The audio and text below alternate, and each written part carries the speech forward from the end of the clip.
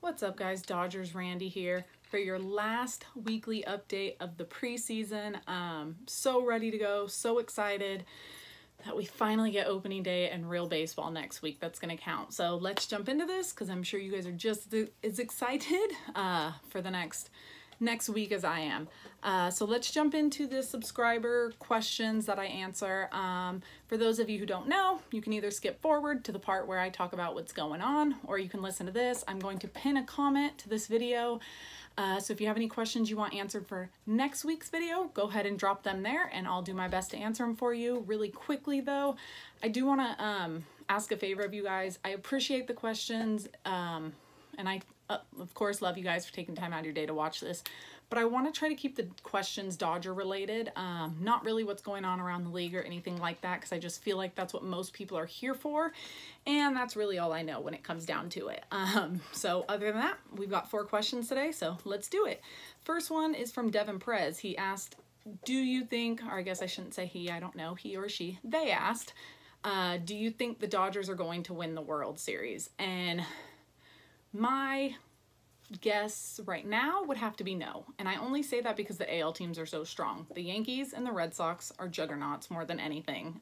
Pitching is a little bit weaker for the Red Sox, but Yankees bullpen, but the Red Sox still have really good pitching and their hitting is insane, and also the Astros. As we sit right now, I still think we are the best team in the NL. I don't know if we win the World Series though with the team we have, so I think we could see a trade at the trade deadline, either for a starting pitcher, relief, whatever we may need.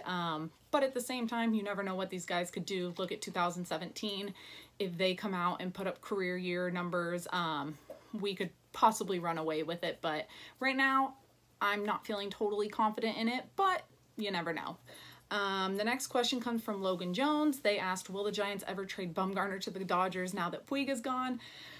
Personally, I hope not. I just don't like the guy, don't like his personality, don't think he would mesh well with Dodgers culture and kind of what's going on here and how we as fans appreciate the game and things like that. He doesn't like bat flips. We like bat flips. And I don't know. He's the only player in baseball besides the guys who have issues off the field that I don't want on the team. However, I just don't see Zaidi sending him to us. I think he means too much to the Giants organization and franchise and their World Series to do that to the fan base.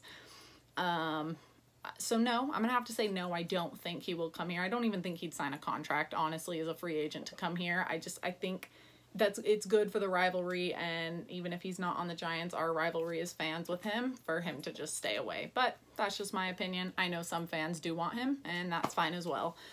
Brian Perez asked, will Barnes be solid this year? I was going to touch on this a little bit later, so glad you asked. We can hit it now. I do think Barnes is going to be much better than he was last year. I don't know if you guys recall going into spring training at the end of 2017, beginning of 2018, they had told us there was something wrong with Barnes' throwing arm, so his right arm. And he had an issue with his elbow specifically. Well, Roberts actually brought up a few games ago that he dealt with that all season. Myself, and it sounds like a lot of fans included, did not know that it was an occurring thing all season long. I thought he healed. In the way he's tearing it up in spring training, throwing guys out, showing that arm strength again, and as well as hitting, makes me think that his struggles in 2018 had a lot to do with the elbow. So I don't know if I expect him to be as good as he was in 2017, but I do expect him to be much better than he was in 2018, and I do expect to be able to rely on him a little bit to help pick the offense up. The last question comes from Ryan Yoon. If I said that correctly, if I didn't, I apologize. They asked, can you predict how Kershaw's season will go in regards to length and ERA? I can give you my best bet because I feel like Kershaw is so back and forth depending on injuries, and of course he wants to push himself, team doesn't. In my mind, there's no way he hits 200 innings. I don't want them to use him that many innings because I want his arm fresh. Innings wise, I couldn't really tell you exactly. Maybe 160 to 180. That might be a little low. I don't know. I think Buehler threw around 140 at the big league level last year. So personally, as much as I hate to see this, I could see him going on the DL again at some point for about a month or so, or a couple weeks, just because his back injury since 2014 has seemed to put him there every year.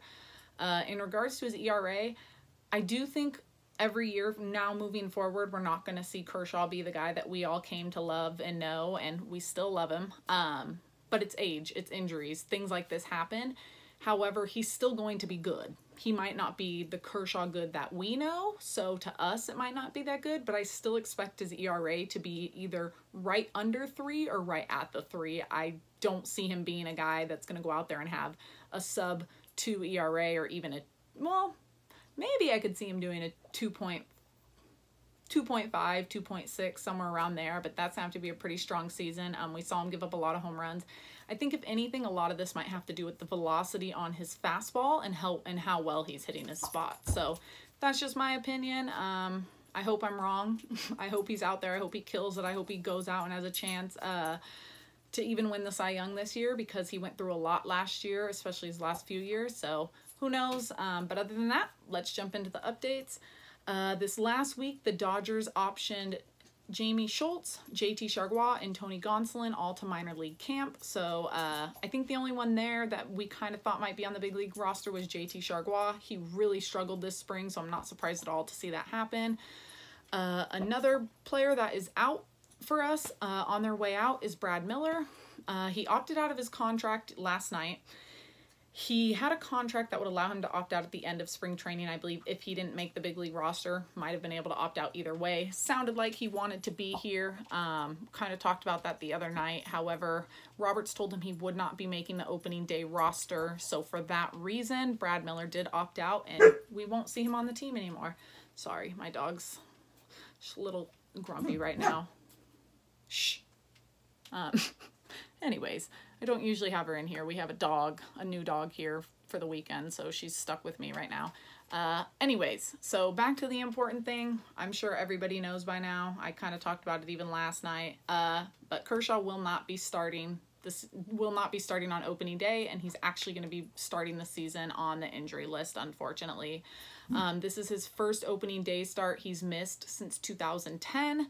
So it's really a bummer. He's bummed out about it, but at the same time, he understands the long term. It is more important for us to have him healthy, ready to go, instead of going out there and pushing it just so he can keep a streak like opening day. I guarantee, I know for a fact he would give all that up in a heartbeat if it meant winning a World Series and him being able to go out there and pitch. So, he is going to throw his next 2 innings of live BP before Monday's game in Anaheim. He did apparently throw a bullpen today, but he'll be doing 2 innings against live hitters on Monday before the game.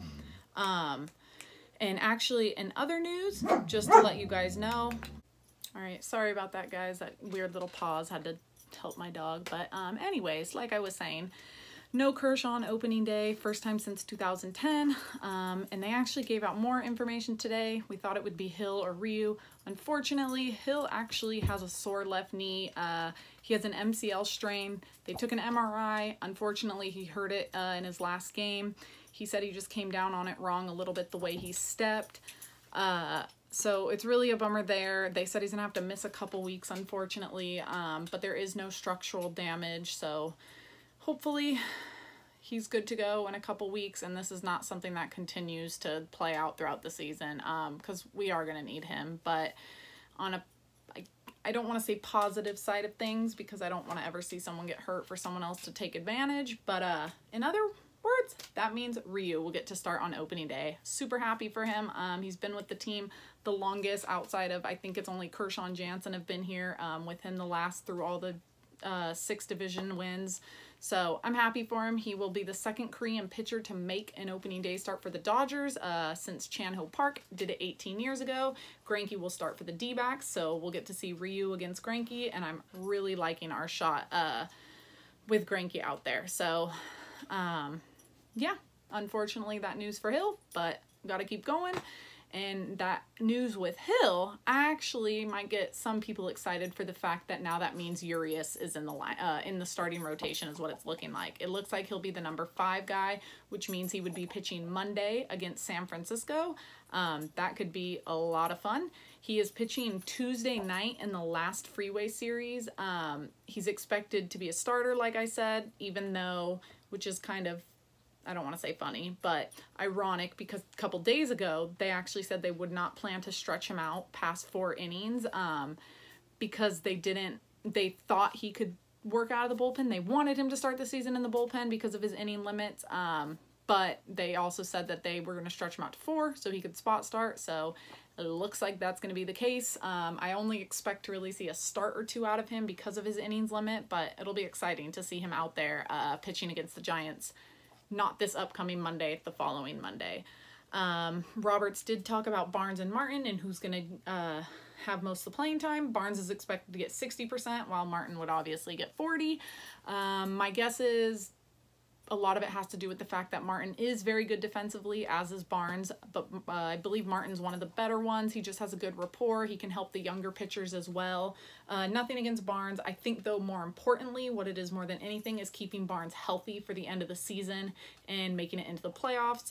In 2017, when he did really well, we did end up seeing him kind of get a little fatigued come the playoffs, and he just unfortunately did not have it in him to have a strong 2017 playoffs. So I think that more than anything has to deal with it. So it'll be exciting to see him and Martin back there getting lots of time because they both deserve it. And I think they're going to be a pretty good, I don't want to say platoon because they're not really going to be natural platoons, but they're going to be, I think, a fun platoon to watch back down there. On the injury side of thing, again, unfortunately, Tony Cingrani has been shut down. He's having left shoulder issues, so obviously his throwing arm, you don't want to mess with that. It is, unfortunately, the same issue he had last year, which actually cut him out most of the season for the Dodgers. So that's definitely not good, especially when they come back from the year before. So hopefully he gets better. I really think he is a big part that has opened the door for somebody like Urías and Ferguson to take over on the team, being left-handed pitchers. So obviously Urías is in the rotation for the time being, but I think that'll kind of take over. He'll take over Cingrani's spot once Hill's back in the rotation. Kike and Taylor are expected to share time at second base. Personally, I kind of thought that Kike had that spot locked down the way he's been hitting and the way he's been playing.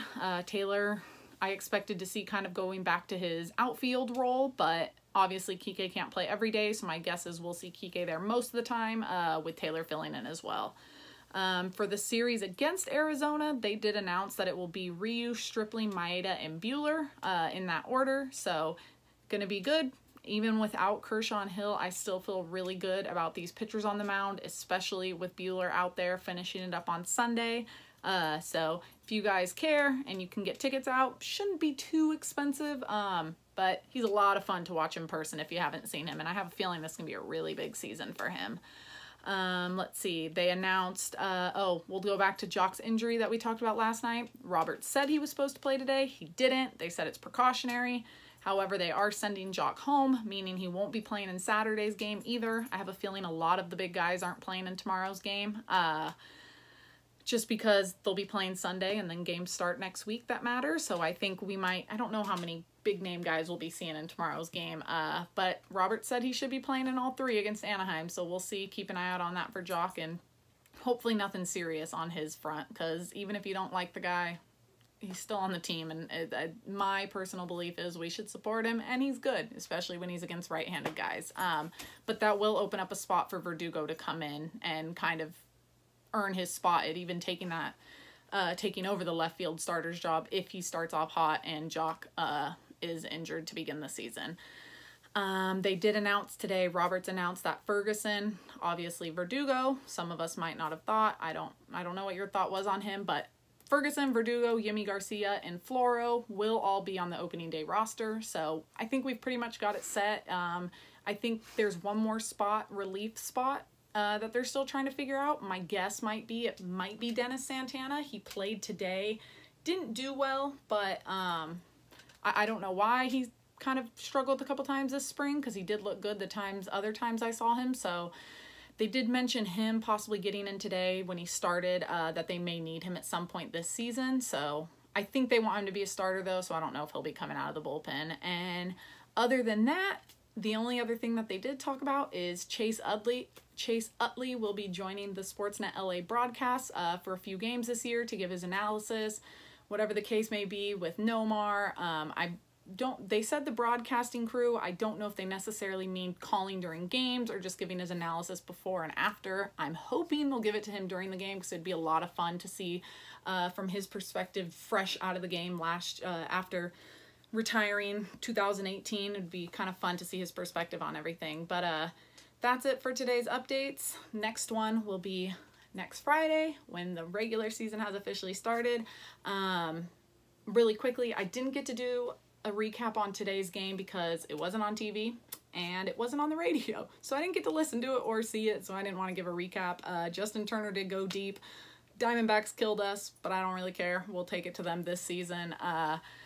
And then tomorrow's game, I'm not going to do a game recap on that one either because, like I said, I don't know how many big league players will be playing, so I just don't really care. However, I will start Sunday. Oh, and I completely forgot to mention, I got invited to an award show Monday night. It's the LA Sports Council. It's their 14th annual LA Sports Award show. What they I don't know if you guys remember or if you saw this year, but from last year, they voted for LA's greatest sports moment. It was from Zlatan with the Galaxy. It was from LAFC. There was the Chargers, the Rams, all stuff like that. And then, of course, Max Muncy's World Series home run. I don't know who won. I'm praying Max Muncy won because I do think that is an LA moment that was bigger than kind of anything else sports-wise that went on this year. But of course, that's my bias, but I will be there Monday night. I'm going to vlog as much as they will allow me to, so I actually won't be able to do a game recap that night. Buehler is pitching, so I'm bummed. Make sure you guys watch that one. If you're blacked out or don't have Spectrum, it should be on the Angels network, so Fox Sports West. So other than that, I'm done for today. I'll catch up with you guys on Sunday after that game. If you liked this video, I would appreciate it if you would subscribe, and don't forget to hit that like button. It would mean the world to me. Other than that, I hope you guys enjoy your weekend, and I'll catch you guys on Sunday night. Bye, guys.